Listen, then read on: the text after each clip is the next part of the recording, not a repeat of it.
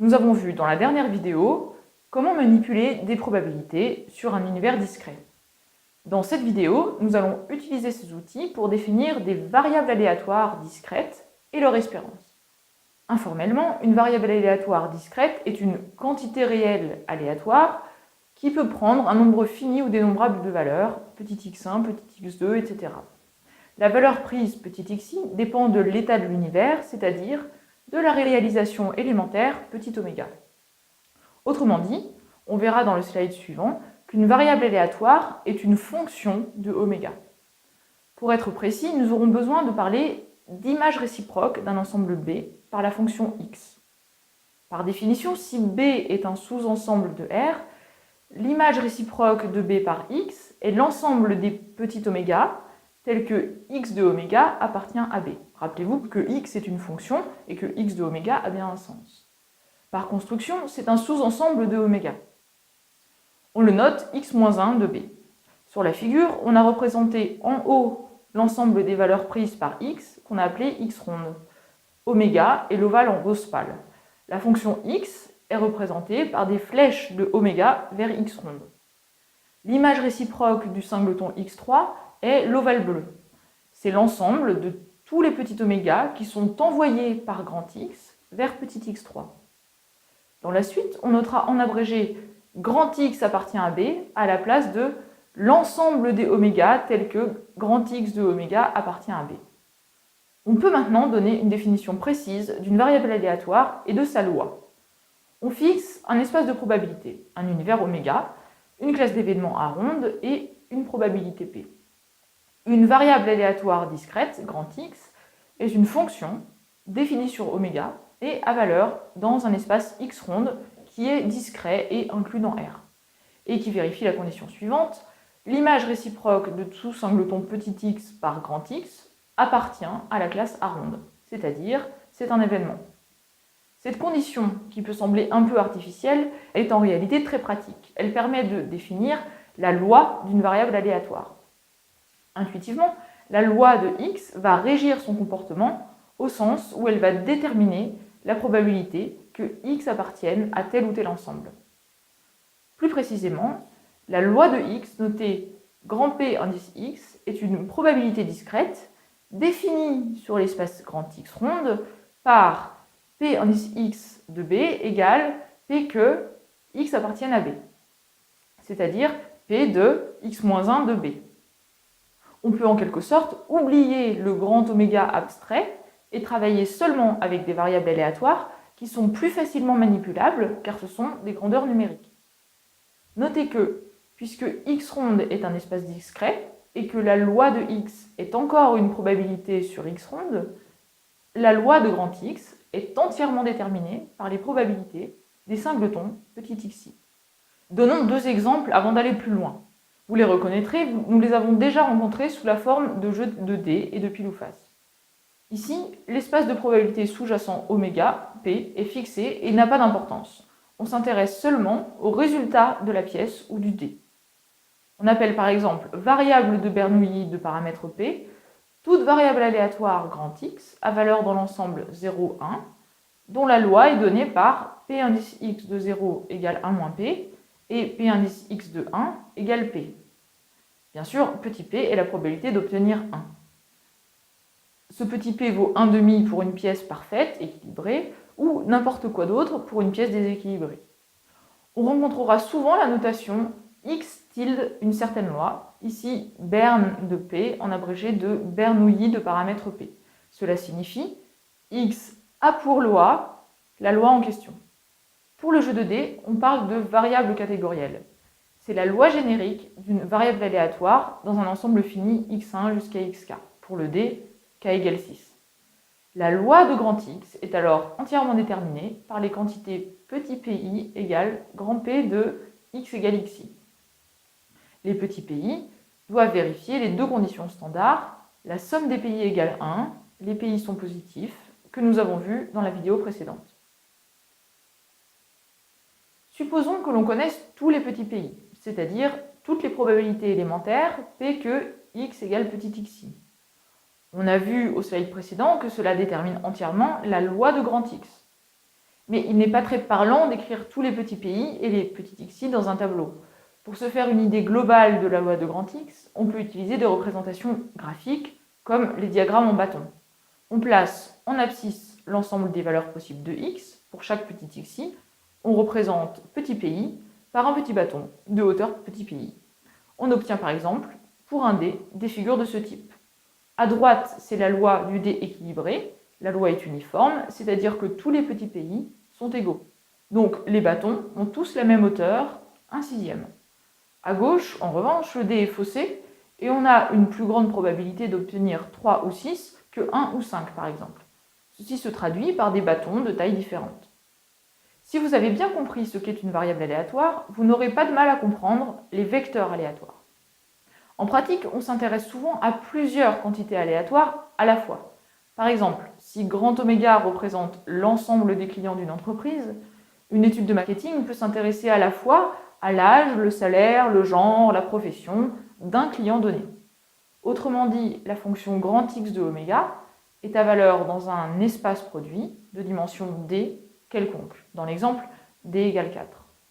Si x ronde 1, x ronde 2 jusqu'à x ronde d sont des espaces quelconques, le produit des x ronde i, noté grand pi de 1 à d des x ronde i, est l'ensemble formé de tous les d-uplets ou vecteurs x1 jusqu'à xd, où chaque xi appartient à x ronde i. Si chaque espace x ronde i est discret, alors le produit est encore un espace discret. Un vecteur aléatoire grand X est donc simplement une fonction de oméga dans x ronde égale le produit des x ronde i. Cette fonction associe à chaque petit oméga le vecteur grand X de oméga égale x1 de oméga jusqu'à xd de oméga. Bien sûr, on ne l'a pas écrit, mais on demande que les images réciproques des singletons, qui sont ici des vecteurs petit x1 jusqu'à petit xd, par grand X, soient des événements. En pratique, sans rentrer dans les détails, ce sera toujours le cas. Comme dans le cas unidimensionnel, la loi jointe du vecteur aléatoire grand X est la probabilité sur x ronde définie par, pour tout sous-ensemble A de x ronde, Px de A égale P que x appartienne à A. Cette loi est, répétons-le, déterminée par les probabilités des singletons. Ici, les éléments de x ronde sont les vecteurs x1, xd, donc Px est déterminé par les quantités Px du singleton x1, xd, c'est-à-dire par les probabilités que grand x1 égale x1 et grand xd égale xd. Partons d'un vecteur aléatoire de loi jointe connue au sens du slide précédent. Comment calculer la loi de chacune des composantes? Par exemple, prenons un couple aléatoire x et y, c'est-à-dire un vecteur de dimension 2, et supposons que l'on connaisse la loi jointe de x et y. On appelle alors loi marginale en x la loi Px de la première composante du couple, grand X. De même, Py est la loi marginale de la deuxième composante. Voyons comment calculer Px de petit x. L'espace produit x ronde fois y ronde est représenté sur la figure. L'événement grand X égale x est l'ensemble de tous les points du plan qui sont sur la droite verticale d'abscisse petit x.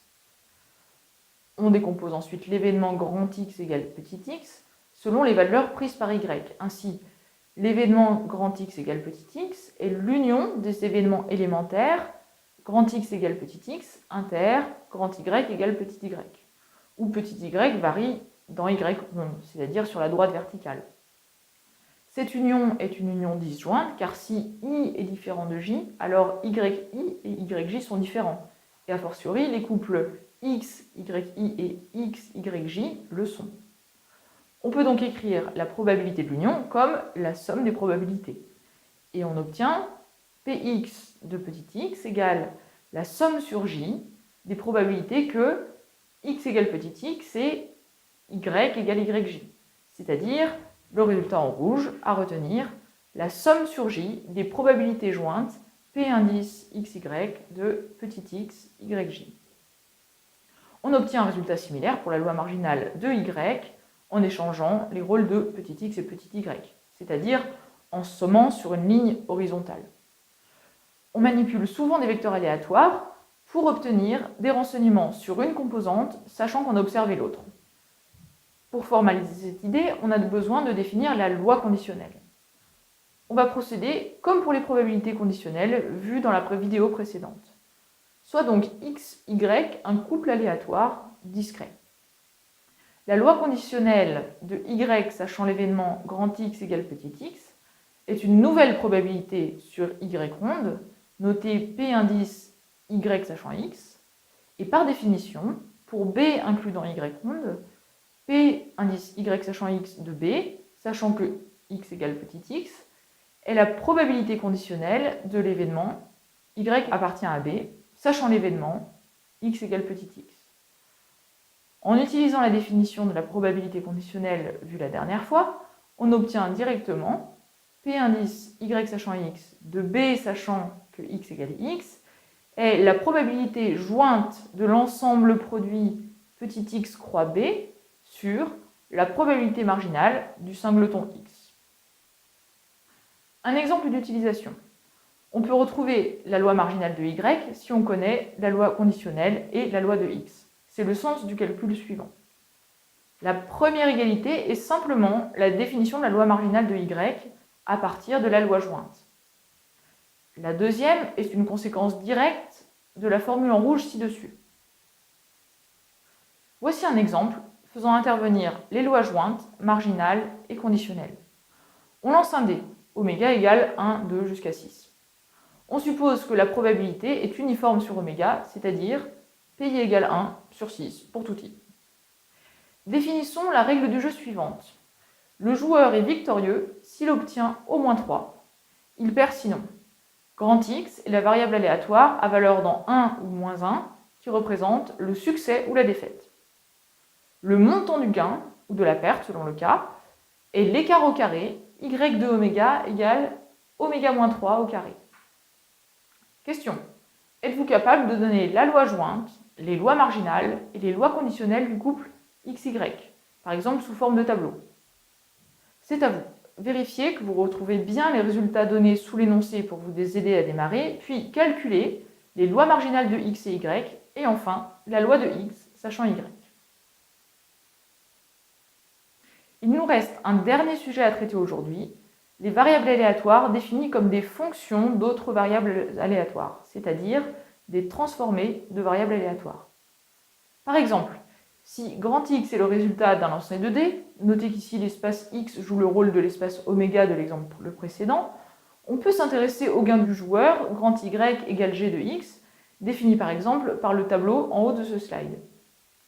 Ici, on a G de X égale 1 si X est supérieur ou égal à 3, et moins 1 sinon. En réalité, grand Y s'écrit grand Y de oméga égale G de X de oméga, c'est-à-dire Y égale G rond X. La situation est résumée par le diagramme du milieu. Y est une variable aléatoire, définie sur oméga, et définie comme la composée de X par G. Détaillons le calcul de la loi de Y pour comprendre le mécanisme. Puisque Y égale moins 1 si et seulement si grand X est inférieur ou égal à 2, on a PY de moins 1 égale P que X soit plus petit que 2, c'est-à-dire Px de 1 plus Px de 2. On trouve un tiers. Et on a fini car Py de 1 égale 1 moins le résultat précédent, c'est-à-dire 2 tiers. Passons au cas général, facile à comprendre à partir de l'exemple du slide précédent. Comme d'habitude, on se donne un univers oméga, une variable aléatoire discrète grand X à valeur dans oméga. On se donne aussi une fonction g de x ronde dans R et on définit l'espace y ronde comme l'ensemble des valeurs possibles g de petit xi. Alors, si x ronde est discret, y ronde l'est aussi. On définit enfin une nouvelle variable aléatoire y à valeur dans y ronde en posant y de oméga égale g de x de oméga. Alors, la loi de y est donnée par py de petit y égale la somme des px de x pour les petits x tels que g de x égale y. Le calcul est détaillé pour vous convaincre du résultat. Le point central est dans la deuxième égalité. L'application réciproque de g rond x est x-1 rond g-1. La justification est donnée en dessous, vérifiez que vous la comprenez. Nous avons fait le tour des principales définitions concernant les variables aléatoires et leurs lois. L'intérêt par rapport à la vidéo précédente, c'est qu'on travaille directement sur l'espace d'intérêt X. Les notions clés loi, conditionnement, indépendance sont directement issues de leurs analogues dans l'espace abstrait oméga.